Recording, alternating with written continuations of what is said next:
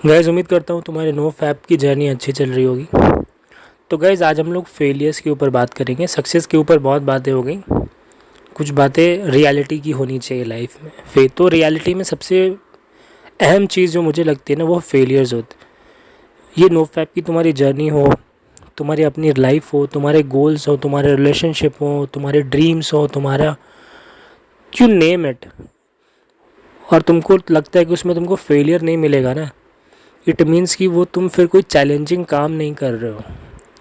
और फेलियर से मेरा कहने का मतलब किसी चीज़ को सीखने में, लर्न करने में हुई मिस्टेक्स की बात कर रहा हूँ मैं। कोई डम डिसीजन में तुमको मिलने वाली फेलियर्स की बात नहीं कर रहा। ठीक है, तुम जानते हो कि कोई पर्सन है जो टॉक्सिक है, तुम उसके साथ फिर भी रिलेशनशिप में जा रहे हो। तुम कोई जॉब है जो तुमको पता है कि तुम्हारे लिए नहीं बना, लेकिन तुम फिर भी उसमें जा रहे हो। ये सब बेवकूफ़ियाँ हैं गाइस, या मजबूरियाँ हैं, जो भी हो तुम्हारी ज़िंदगी की जो भी कहानी हो।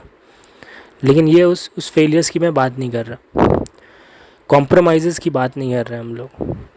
ठीक है, तो जब स्टार्टिंग में जब तुम चलना सीख रहे थे, कितनी बार तुम गिरे होगे, तुमको कितनी बार चोट के निशान भी होंगे तुम्हारे पैरों में। तुमने चलना सीखा। नो फैप भी कोई डिफरेंट चीज़ नहीं है, तुम भी यहाँ पे चलना ही सीख रहे हो। रिलैप्सेस होंगे तुम्हारे एडिक्शन के ऊपर, इसके इम्पैक्ट रहेगा, तुम्हारी फ्लैट लाइंस रहेंगी। बहुत बार तुमको प्रोग्रेस दिखेगा ही नहीं, बहुत बार लगेगा यार ये ब्रेन फॉग बढ़ क्यों रहा है, ये डिसीजन मैं ले क्यों नहीं पा रहा, ये मेरी आंखें क्यों नहीं खुल रही धूप में, ये मेरे को कॉन्फिडेंस क्यों महसूस नहीं हो रहा जैसे लोग यूट्यूब पे बोल रहे हैं। गाइस ट्रस्ट करो इस प्रोसेस को, क्योंकि ना जब तक तुम इस प्रोसेस को ट्रस्ट नहीं करोगे अपने दिल से, इसमें तुम सक्सेस नहीं हो पाओगे। क्योंकि हर बार जब कोई अर्जेस आएंगे ना, तुमको यही लगेगा कि यार नो फैप तो वैसे भी कुछ काम नहीं कर रहा, 4 दिन हो गया है, 5 दिन हो गया, 10 दिन हो गया, छोड़ो यार रिलैप्स मार देते। और तुरंत उसके बाद फिर तुम्हारा को गिल्टी हो गई, तुमको फिर उसके बाद गिल्ट इतना आएगा उसके बाद कि तुम एक्स्ट्रा फ्रस्ट्रेट हो जाओगे।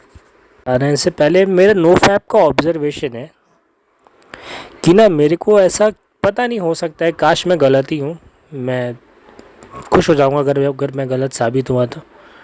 मोस्ट ऑफ द लोग या तो फीमेल अट्रैक्शन देखते हैं, या तो how to deal with relapses देखते हैं नो फैप में।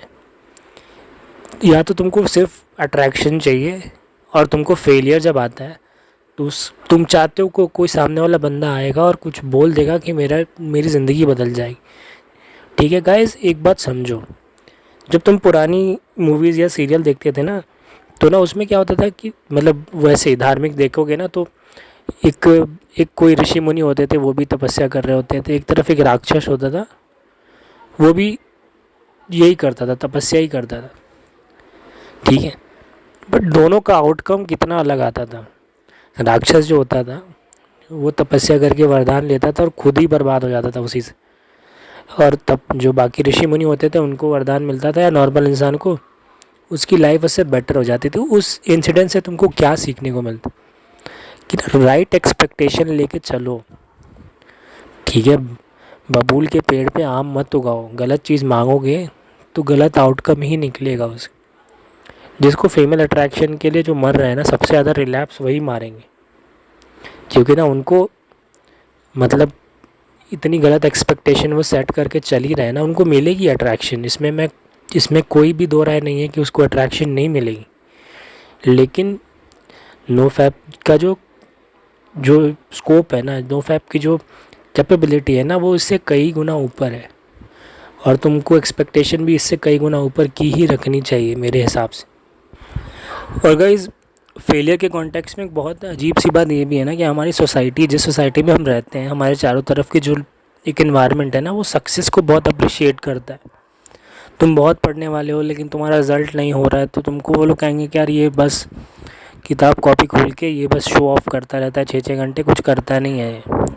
इतना सचमुच का पढ़ रहा होता तो शायद वो कर भी चुका होता।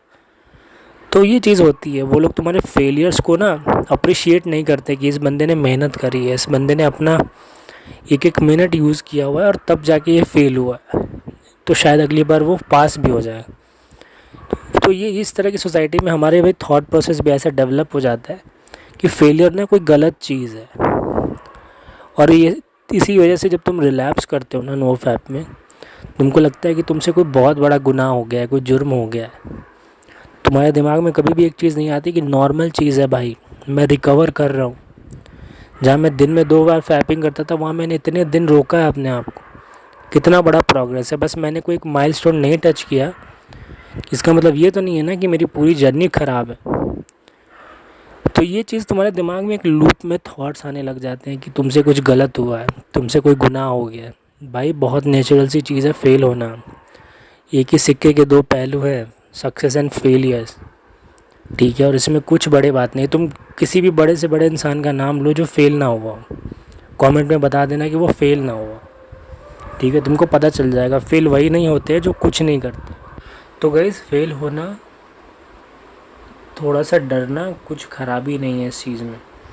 लेकिन जब मैं खुद अपने आप को ऑब्ज़र्व करता हूँ ना कि मैं कहाँ से कहाँ आया हूँ इन 1-1.5 साल की जर्नी में, तो गाइस मेरे पास शब्द नहीं है।